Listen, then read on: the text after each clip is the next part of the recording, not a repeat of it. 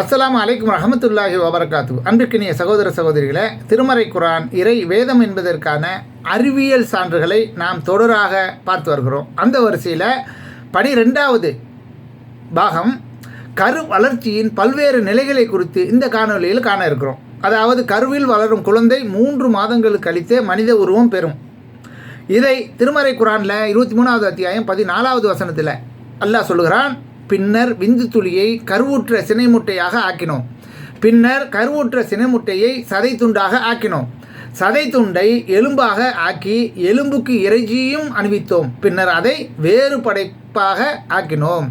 அழகிய படைப்பாளராகிய அல்லாஹ் பாக்கியசாலி ஆவான் என்று கூறுகிறான். அப்போ இந்த வசனத்தில் கருவளர்ச்சியின் பல்வேறு நிலைகள் கூறப்படுகின்றன. அதில் பின்னர் அதனை வேறு படைப்பாக ஆக்கினோம் என்று கூறப்படுகிறது. இது ஆழமான அறிவியல் உண்மையை பேசும் சொல்லாக அமைந்திருக்கிறது. தேங்க்ஸ் ஃபார் வாட்சிங்.